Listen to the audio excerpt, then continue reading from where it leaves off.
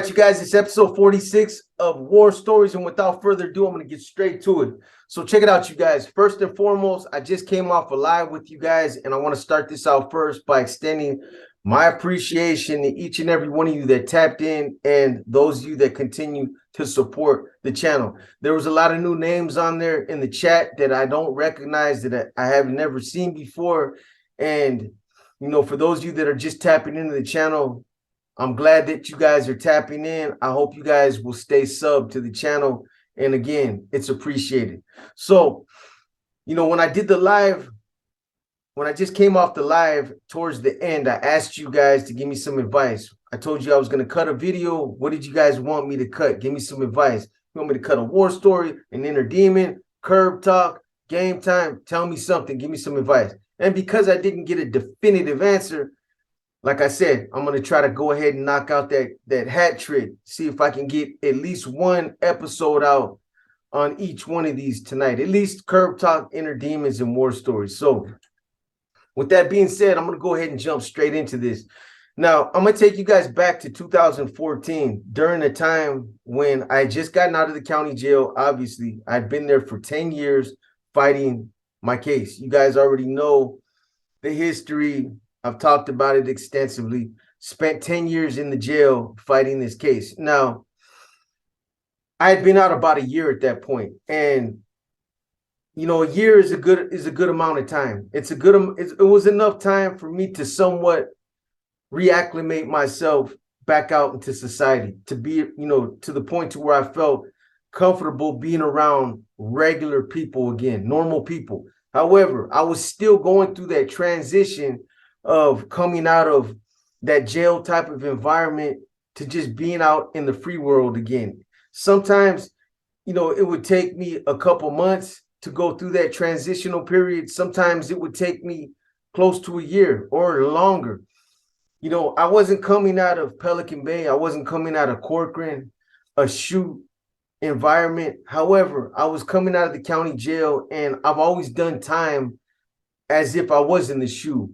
They always put me in observation cells, a cell by myself. So being in a cell by myself, being isolated, being, you know, in that type of environment, it still affected me mentally the way that it did when I would come out of the shoe. Being that I wasn't used to being around people, I had become, you know, antisocial. All the things that affected me in the shoe program, I still had to deal with those same type of issues coming out of the county jail, if that makes sense to you guys. So, like I said, around a year, 2014, I was pretty much over it, but there were still some things that I was still trying to, you know, adjust to. And one of the main things was being antisocial, just being around people, being able to tolerate other people.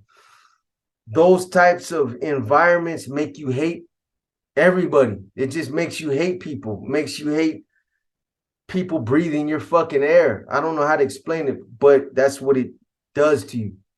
You know, everything seems to bother you, man. And that's just one of the effects that those environments have. Now, anyway, prior to getting out, one of the homies that was in the county jail with me that got indicted on a separate indictment, not with me and my crew, but he got indicted with his crew. One of the things that he was pushing in there is, you know, he had a Class A license, and he was always suggesting to a lot of the different homies in there that we're going to be getting back out. Hey, get into the trucking industry. This is a good industry to get into, you know, because they don't care if you've been to the joint. They don't care what you look like. They don't care if you have tattoos. It's back-breaking work, and they just want people that will do the job, people that they can rely on, people that won't steal, and they just want the work done. So they don't really trip off a lot of the shit that other jobs, you know, trip on. So I always knew that the trucking industry was one of the, you know, a good industry for me to get into, because I'm getting out at the age of 44. I have no skills as far as employment. I'm basically starting life, you know, late. at 44, no job skills, no job experience. So, I'm playing catch up on a big scale in a real way. So, anyways, I always knew that the trucking industry was a good industry to get into, and the warehousing industry. Those are the two jobs that guys like me will always be able to get into. And those two industries, as far as job security, they're never going to go out. They're never going to be out of work. There's always going to be companies that are going to need to push their product, and that's how they do it, through the trucks, putting trucks on the highways. And there's always going to be these warehouses that send their products to other businesses. Now, the warehouse that I worked at that time was, I can't even remember the name of this fucking place. I don't know if it's because I'm getting old or if it's because it's just been so long, but it was NBM, Meat Brook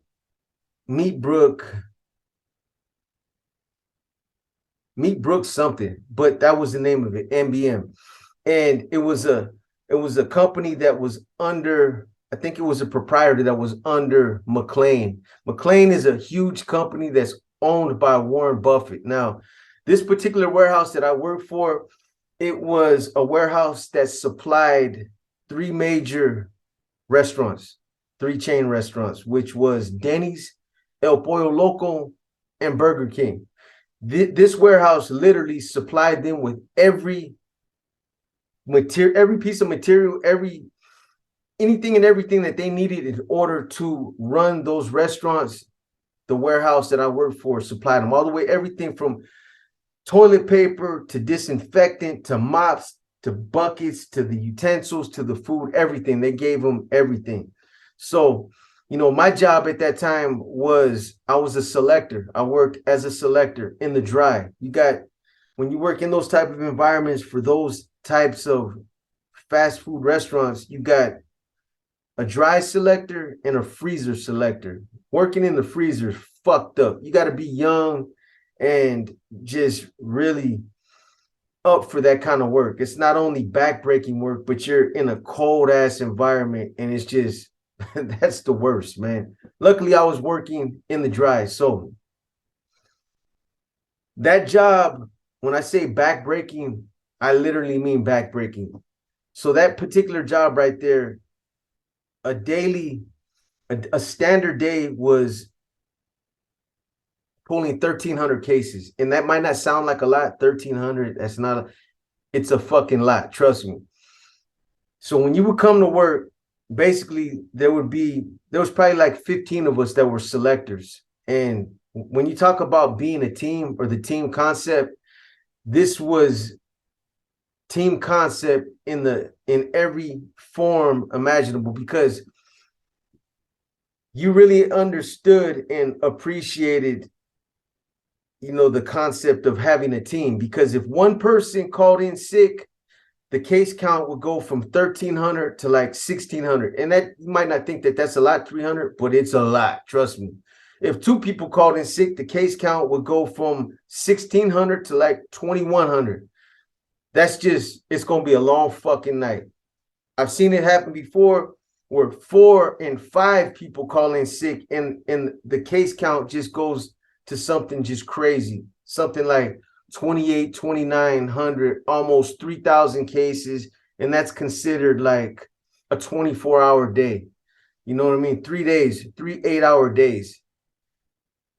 The reason why I like this warehouse too is because you could take as much work as you want. If you want to work an 8-hour shift, you could take an 8-hour package of stickers, of labels. If you wanted to work a 16-hour day, you can take 2 packets. If you wanted to work 3, if you could pull that many, you had to be a bad motherfucker to do it. But if you could do it, and say you could take those 3 days, 24 hours worth of work, and you could knock that shit out in 14 hours, they would pay you for the 24. That's one of the good things, or one of the incentives that warehouse, that they used to do for their employees. The other thing is, when they paid you overtime, they paid you time and a half. The money was good. but the work was backbreaking, and they could barely find people that would stay on that job. At that time, I was 44 years old, and there were youngsters in there that were, I'm gonna say 22, 23, that couldn't do 1,300 cases worth of work. They would literally, after like 900, they'd come and they'd be like, "Hey man," he's like, "you want to make $200?" He's like, "Can you pull these last 300 cases?" Bro, I got like 2,800 cases. I took most of the cases so you guys could go home. But how much? 300? Fuck it. Give me another 300 cases. I'll run that shit. But this warehouse, so there was a lot of incentives. There was a lot of perks that came with this job. It was a cool ass warehouse. Warren Buffett owned it. I don't know if I already said that, but he owned this company like he owns all these big major warehouse companies. He owned McLean. The thing about working in this warehouse is, one, so like I said, I was a dry selector, and in the dry, so you'd had to run a pallet jack. You'd had to know how to run a pallet jack. They got different kind of pallet jacks. Some are the handheld ones, or the ones that you steer just by pushing them around, forward, reverse, turn it. There was the kind that we were using where you actually got on it, you stood on it, and this motherfucker would fly around the warehouse like 10, 15 miles an hour. They used to go fast enough to where if you were just going full speed and you hit a corner and you ate it, you could get hurt. So, you had to get on a pallet jack, and then start pulling your cases. Now, it wasn't as easy as just going through the warehouse and stacking product on that pallet either. There was an art about it. You had to stack your pallet a certain way, and you had to learn how to do it. All your sodas and everything heavy went on the bottom. Everything else, it was like building a Tetris block. Once you got all your heavy shit, then you had to make a square board out of, your pallet. And these things wouldn't just be like 5, 6 feet high. They would be all the way up to the top of the trailer. Some 10 feet high. So you'd have to build them right. Then you'd have to wrap them real tight. And then you'd have to strap them in. You'd have to drive them into the truck, strap them, and make sure that they were in there strapped tight and that they were sitting right. Because you got to figure, some of these trucks, that warehouse supplied those 3 different restaurants all the way from like Sacramento all the way up to Fresno. So some of those trucks would be driving literally 300-400 miles or close to it. And they might look all nice and pretty going into the truck when you're loading them on there. But if they're really not wrapped tight and they're really not built to where they're going to withstand that kind of all the bumps and shaking and shit from driving that many miles, when you open up those doors, they're going to look like shit. The pallets are going to be, they're going to fall over. Some of the product is going to get crushed, and then the drivers are going to complain about you, and they're going to let you go. So, it wasn't just as easy as throwing shit on a pallet, wrapping it up, throwing it in the truck. You had to learn how to build it, know what you were doing, and you couldn't make mistakes. If you made so many mistakes, you got written up. If you made more than 2 mistakes on 1,300 cases, you were done. You might be able to make a mistake once every 6,000-7,000 cases, and you might be okay. But that's how anal they were about mispicks and things like that. So, that was part of the job. And I'm not trying to get off track. I'm just trying to give you guys a little bit of game for those of you that might be thinking about getting into either one of these 2 industries, because, one of the viewers had asked if I could tell a war story, or if I could go into curb talk, if I could not just talk about, getting the job, but talk a little bit about the job and how guys like me are able to get those kind of jobs. And I'm going to tell you guys like this. Again, if I didn't already say this, because I think this is like the 3rd time I restarted this video, these jobs, these warehouses, or these companies that, do these kind of deliveries, that run these trucks, these these Class A trucks, they don't care if you've been to prison. They don't care what you look like. They don't care about none of that. So it's an ideal job, an ideal opportunity for guys like me that have done time or that got tattoos on your face or visible tattoos, or if you got different kind of characteristics that, you know, when you go into a different kind of job, they're going to look at you and be like, nope, you know, no, we're not, we'll call you, and they'll never call you back. So those are the two industries that I'd always knew were the best fit for guys like me. Now, warehouse is cool.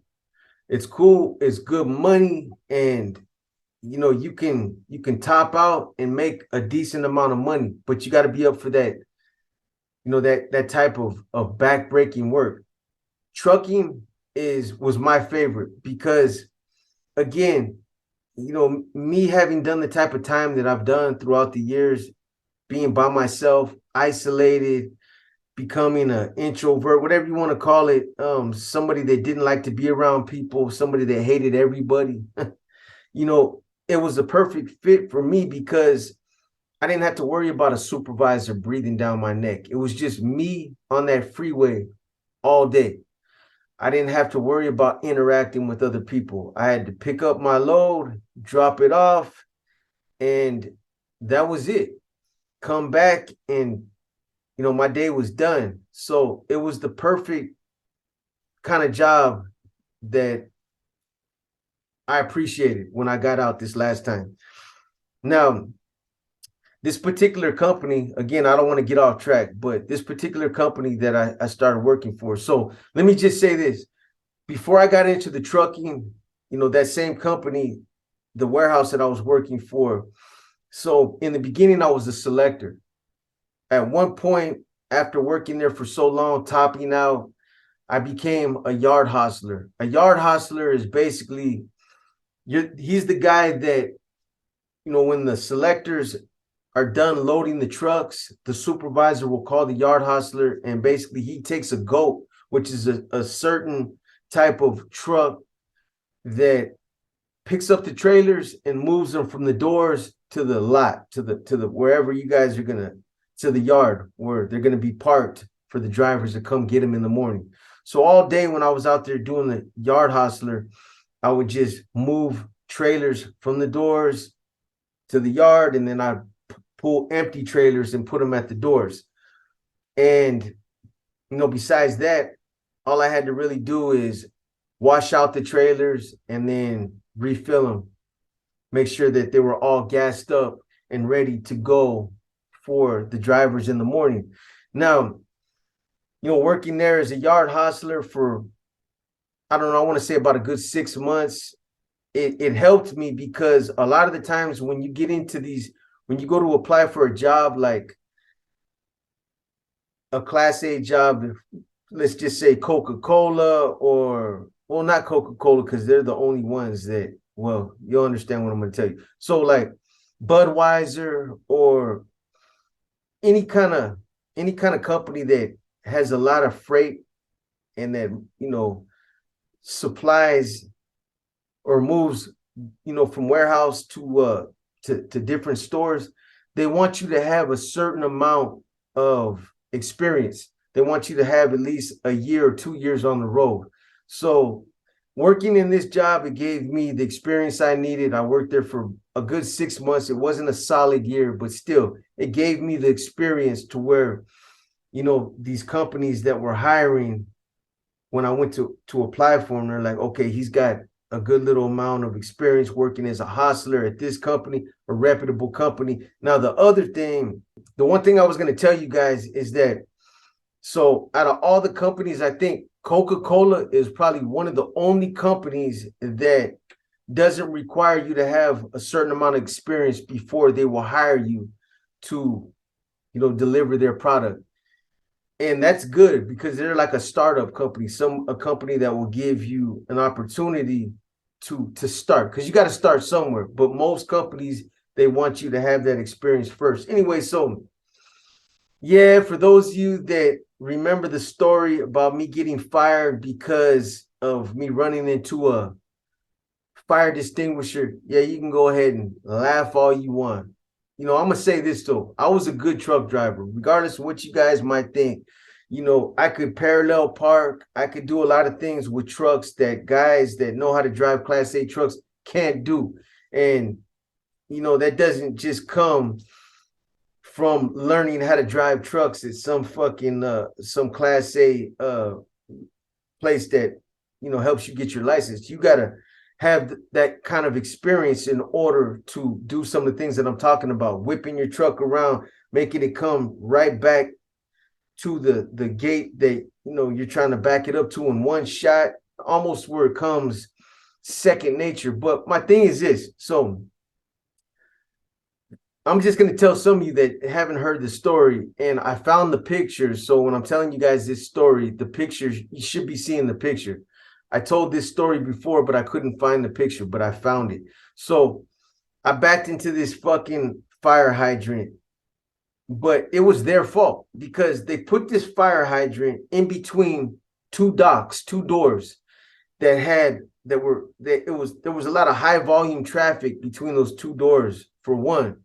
So they never should have had a fire hydrant right there.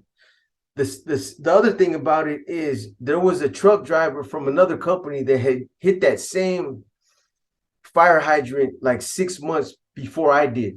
And, they tore it out of the ground. They had to repipe it, put a new fire hydrant in there. And then they were supposed to put these two poles in like they do at most places where they have trucks that back into these types of doors where there's a fire hydrant or a gate or something that they don't want you to hit.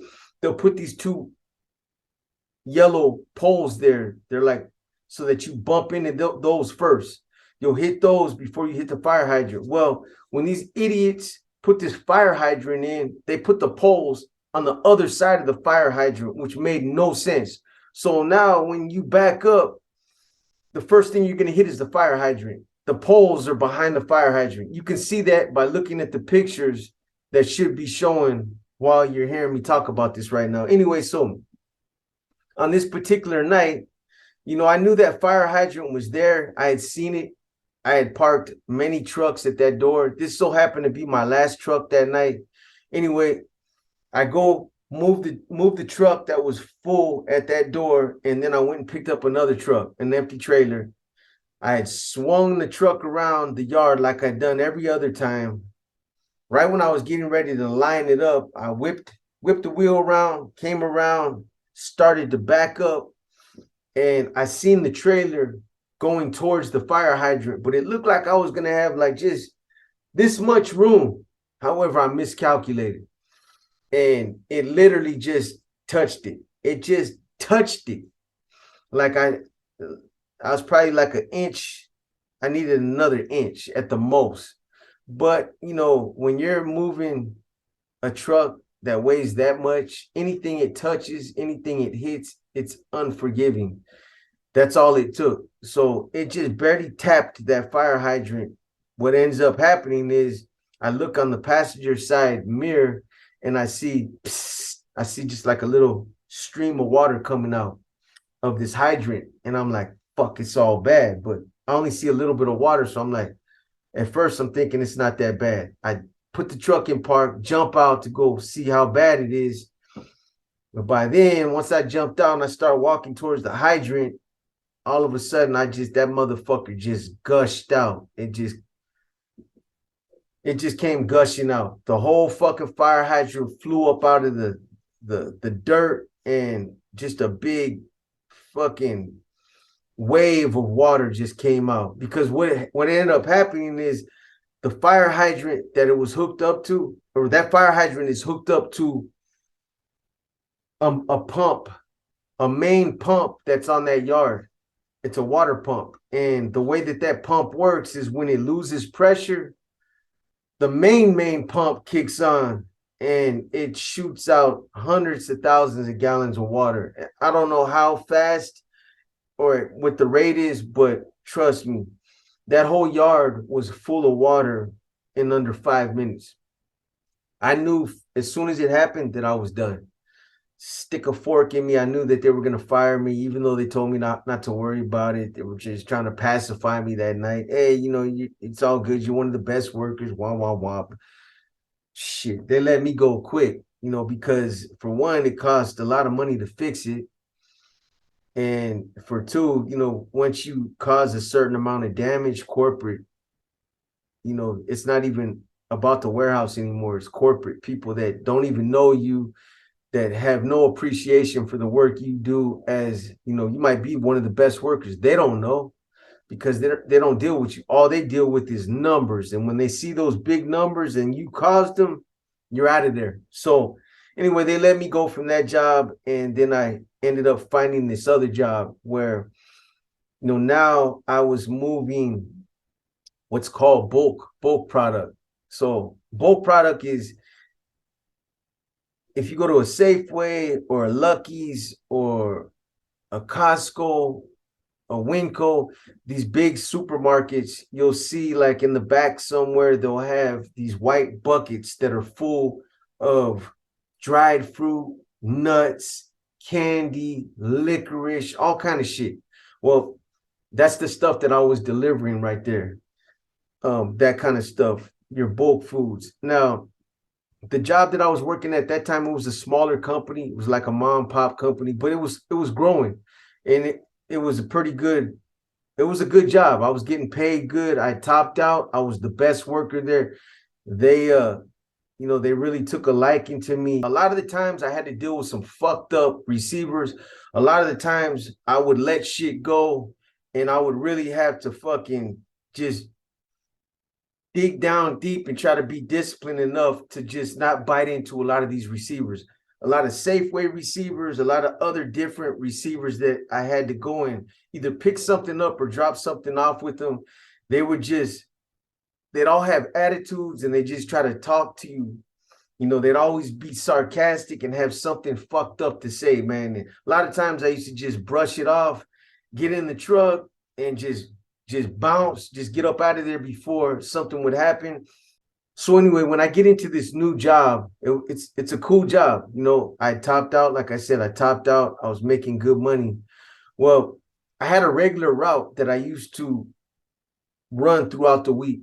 From Monday through Friday, I would hit certain stores throughout different places in the Bay Area, all the way from, San Francisco. I would hit one day. On the next day, I would hit all the whole Santa Rosa area, all up in there. The next day, I would hit all Daly City. And, I would do different parts of the Bay Area throughout the week. But because I was, one of their better drivers, and I liked a lot of the extra work hours that they used to offer me, a lot of the times after I would run my route, they'd have me do pickups where I would drive out and I would go and pick up 20, 30,000 pounds of almonds, 20, 30,000 pounds of walnuts, or whatever. So on this particular day, they had sent me to do an almond run. And I want to say it was either Madera or Merced, one of those two. I always get those two counties mixed up, those two, Madera and Merced. Anyway, I don't know which one it was, but there's a warehouse out there in one of those counties where they used to sell, the company I worked for, thousands of pounds of almonds. So I had to go pick them up that day. Now, I had been to this warehouse before, so I knew where it was. I smashed out there on this particular day. And when I get there, it was busy that day. It was hot as fuck. There was a lot of activity. There was a lot of other drivers from different companies trying to get their shit and get the fuck up out of there. So it was busy when I got there. So anyway, when I get there, I punch in with their their yard guy, let him know that I'm there, what company I'm from. He tells me where to go park at. So I go over there and he tells me, go tap in with the the receiver that, let them know I'm there to pick up these almonds for this company. And, you're probably going to have you go to, he tells me they're probably going to have you move, your truck over to like door 6 or something. So I go and park in front of door 6, and I go in and I hit up the receiver, just like he tells me. Now, this company, I could tell that there was a lot of cats that looked like they'd been in the joint that worked there, slung back with ink. A lot of them just looked like they had done time. Now, when I went inside to go make contact with the receiver, this cat looked like a homeboy that done time. He's probably a Northaniel, but he didn't know who I was, just like I didn't know who he was. I mean, it probably wouldn't even have mattered. At that point, I would have been like, who gives a fuck whether you're NF or not? Well, at that time, obviously, I wasn't. This was after everything had happened, but it's still, he just looked like a Northaniel. He looked like somebody that had been around, somebody that had done time. A few of them cats. When you're out there and you're moving in traffic like that, you see people like that. They catch your eyes, just like, I would stand out to them. They stand out to me. It's just, you see somebody, it's the way that they move, the way they walk, talk, carry themselves, it catches your eye. Anyway, so I go in there and I tell this dude, I'm like, hey man, I'm here from such and such, and I'm here to pick up this many £1,000 of almonds, and I'm at door 6. He's like, cool. He's like, hey, we're busy right now. He's like, I'll get you as soon as I get these other trucks. But just be right there waiting. And as soon as we get these other trucks loaded, we'll come over and we'll load you up so you can get up out of here. Cool.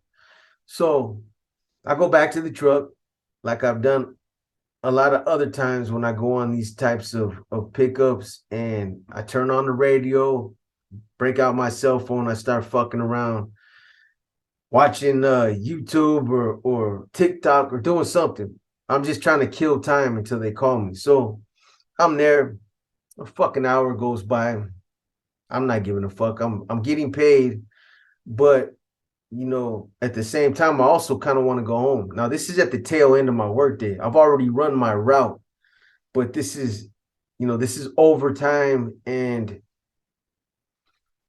at that point, I'm kind of tired and I do want to get the fuck out of there so I can go home. So I'm starting to get kind of restless. Now, hour and a half goes by and I'm almost to the point where I'm getting mad now. Hour and 45 minutes go by. I'm like, fuck this shit. I jump out the truck. I go up into the warehouse. I see the cat, the receiver, and I approach him. I'm like, hey, homie, what's up, man? I've been parked at door 6 for an hour and 45 minutes. You know what I mean? You guys gonna give me sometime fucking today. It's gonna be next week. What's happening? And I don't know if I came off kind of strong. I don't know if he felt like I was just pressing him, but he came back with some kind of sarcastic fucking response. Was like, hey man, the world's bigger than just you, bro. You know what I mean? We got a lot of fucking trucks here. We're trying to service a lot of people. You're just gonna have to be patient. You know what I'm saying? He was like, and how am I supposed to even know that you're out there at door 6? He was like, come in and say something. And that just pissed me off. I'm like, motherfucker, I let you know an hour and a half ago that I was out there. You don't remember talking to me? But I guess this dude, for whatever reason, he act like he forgot. He said it like I never even had tapped in with him when I first got there, which wasn't the case. Anyway, as we're talking, I see his supervisor. Which looks like another homeboy. Looks like a homie. Looks like he done time before too. There was a lot of them that worked there, that looked like they were just homeboys that been in the joint. They probably, somebody got somebody in, somebody got somebody else in, and they, probably got a lot of homeboys working there. It was just one of those types of warehouses. So, when his supervisor comes in, I approach his supervisor, and my whole thing was to just try to get up out of there and not to have to deal with this cat anymore, because I knew I was going to be coming back anyway. So I tell this dude supervisor, I'm like, hey man, you might want to talk to your boy. You know what I'm saying? I've been here fucking almost 2 hours, and you know what I mean? I approach him, I tell him, and I'm trying to be civil with this dude, and he cuts me off. He just straight cuts me off, and he's like, check this out, man. He's like, bro, I don't want to hear about your grievances. If you got issues, you know what I mean? Take that shit up with corporate. That's my homeboy. And I'm like, motherfucker, man. When he said that, this other cat that, you know, I initially had the disagreement with, he starts trying to play Captain Saberhole now. He's like, hey, homeboy, why don't you whoop, whoop, whoop? And he spins his baseball cap around. He's like, what's up, man? You know, you act like you got a personal problem or something. There's something you want to get off your chest. Oh, man. You ain't got to ask me twice. You know, when his supervisor kind of flexed up on me, you know, for a brief second, I thought me and him was going to get into it. But just the way he came at me, and I was already pissed off and I wasn't trying to hear it. But when old boy said what he said and he spun his baseball cap around, I took that as an act of aggression. To me, that was like being in the joint, getting into a disagreement with somebody that's wearing a pair of chanclas, some shower shoes, and then they go and kick off their shower shoes and put on their boots and start lacing them up. That's how I took it. You know, so when he said that, his boss, the supervisor, turns around and slams the office door. Like, he did it like, we're going to handle this motherfucker up in the office. Like, we're going to handle it up in here, you know, just us. And at that point, nothing else needed to be said. This dude spun his baseball cap around and pushed up on me. You guys already know what's coming next, man. You know, this dude was like, what's up? What's up? You got a fucking problem? And you guys already know what's coming. You guys been asking, so let me give it to you.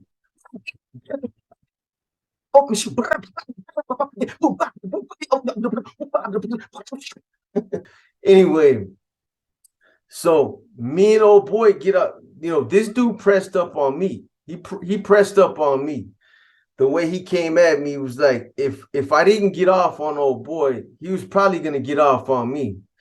So when he gets off on me, when we start getting off on each other, his fucking supervisor, he turns around and he tries to grab me. And he didn't try to grab me to break it up. He tried to grab me so that he could hold me so his boy could light me up. And he lightweight did for a minute. Because this dude grabbed me and tried to bear hug me. And his boy, he threw a couple sets in real quick. Anyway, he grabs me. And when he did that, I spun him around and I start fighting with both of them. I got to give it to you guys a couple rounds because we was going at it up in this motherfucker. And I'm gonna tell you guys like this. I'm gonna tell you the other thing that really pissed me off is, so after I go in there and I confront this dude, the main receiver, you know, we didn't get into it until after this happened. So when I went and jammed him up the first time, there was 2 times. I went in there and jammed him up the first time. You know, his thing was like, hey, we'll get to your truck when we get to it. And you know, we got one more guy that we're trying to get out the way right now. So I went back out to the truck. And when I walked out there, they were already loading my truck. I could see the truck shaking. I knew that there was a forklift that was in there loading it up. Now, I had a pallet jack in the truck, a handheld pallet jack that you have to take one with you whenever you're loading product like this, because you got to move it off the truck. So they pulled my pallet jack off, put it to the side, loaded up my truck, and then left the doors open and left the pallet jack just sitting on the dock, which was a blatant form of disrespect. It's like, fuck you, put the pallet jack in the truck yourself and close the fucking doors yourself. They were supposed to keep, you know, as professionals, they would have loaded up the truck, put the pallet jack in there, shut the doors, and you know, I would have been on my way. But you know, the second time I went in there to confront this dude, why the truck hadn't, you know, they hadn't loaded it at that point, that's when old boy started getting crazy. So anyway, let me get back to where I was. So we're in there, we're in the office, and we're fighting like a motherfucker, man. And at that point, there was only the 3 of us back there. There was nobody else back there. I didn't think anybody else was going to come in and try to break it up. I didn't know how this was going to end. These dudes weren't small dudes. Be honest with you guys, they were some good sized cats. So, it wasn't like I was in there just putting my hands on these cats. You know what I mean? They was giving it back to me, man. And that's just straight up. However, one of the guys that was on the forklift, he ended up coming in, seeing what was happening, and he came in the office, and right when he was getting ready to try to break it up, I caught old boy in the chin, dropped him. I dropped not the supervisor, but the other one, the main old Captain Saberho. I caught him with the good one, and by that point I was already winded. Um, these cats, they caught me with a couple good ones. I had blood in my mouth. I was leaking. You know what I mean? You got to bring some ass to get some, though, man. So, at that point, oh boy split us up, and he was like, hey, man, he was like, come on, man, you guys need to chill out, man. You know what I mean? He told the other two, hey, such and such, you know what I mean, is, you guys already know what's going to happen. He was trying to tell his boys, he was trying to talk them down. And he was like, hey, man, he's like, your truck's loaded, bro. You know what I mean? He was like, just go ahead and grab your shit and go, man. You know what I'm saying? So that's what I did. You know what I mean? I walked out the office. Neither one of them cats said nothing. The supervisor picked up his clipboard. He didn't say nothing. The other dude, like I said, I dropped him. Didn't knock him out, but I dropped him. I put that fool on his motherfucking ass. And some point he got up, he walked out, and when I came back out the office, it was like some tense, uncomfortable minutes when these three cats were just standing there while I loaded up the pallet jack. I pushed the pallet jack in the truck. It's like I felt eyes burning on me. So I pushed my pallet jack in the truck. I turned around. All three of them were just standing there watching. I closed the doors. And as a sign of disrespect, I locked my door. I put the lock on the truck, and I left their fucking doors wide open. I jumped down, jumped on my truck, and just took off, man. Took off, went, got at the yard, whatever you want to call him, the yard hostler, the yard officer that they had manning the front gate, and I drove off, man. Now, I thought them cats were gonna, report that situation to their job, to their, corporate, and make it seem like I was the one that was the aggressor and that I was the one that pushed up on these cats. So when I got back to my job, I let this cat know that I worked for. Well, he's a cool ass cat. He didn't even trip. He was like, man, I'm not even gonna say nothing, but I appreciate you letting me know. He's like, they ain't said nothing. I ain't got no email, nobody's mentioned shit. So, nothing came of it, but it was a situation that I got into where I ended up fighting not just the receiver, but the supervisor as well. This was a war story that I had wrote down a long time ago. I had it written down, a receiver and the supervisor fight in a warehouse. I've been wanting to tell you guys this for a while now, but I've been getting caught up on other things. There's a couple other war stories that I want to get into with you guys. Some of the ones that I know you want to hear about, the ones where I was active in the NF, some of the ones where there was some gunplay involved, and I'm going to get back into those. I'm just trying to get some other ones out the way that I remember, that are quick ones that just to get you guys out some content. Anyways, again, just in closing this up, man, these are two of the best industries that you guys can get into as far as those of you that are just getting out. The cats that get out of prison or get out of the county jails that have tattoos all over that are visible on their face, on their necks, and say that they can't get a job, that's a cop-out, man. If I can get a job, any one of you can get a job. I had tattoos all over my face, Nuestra Familia tattoo across the back of my head. It's all about how much how far you're willing to go to get a job. You know, it's how much you're willing to, you know, to speak on your own behalf. How much, you know, how many miles are you willing to go extra to get that job? You can do it. You know, I always, every time I got out and I knew I needed to get a legitimate job, I put in 1,000 fucking emails. And, you know, I went as far as even telling them, hey, you know, I'm just somebody that needs a chance, an opportunity. I'll even work for you for a week with no pay just to show you that my work ethic is up to par. You know what I'm saying? So, you know, it's a cop out. I think that guys that say that just don't want to work and they want to, you know, depend on the government to get government assistance or food stamps and shit like that. They want that free money. We can all get a job. You know, it's possible. Again, those are the two best industries that you guys can get into. So hopefully, if nothing else, you guys took that from this story, and you know, it might help somebody at least look into it. Anyways, this episode 46. And again, I appreciate everybody that tapped into that live earlier. I'm going to try to hit you guys with an Inner Demons or a Curb Top next. But it's your boy B. This is episode 46, and I'm out.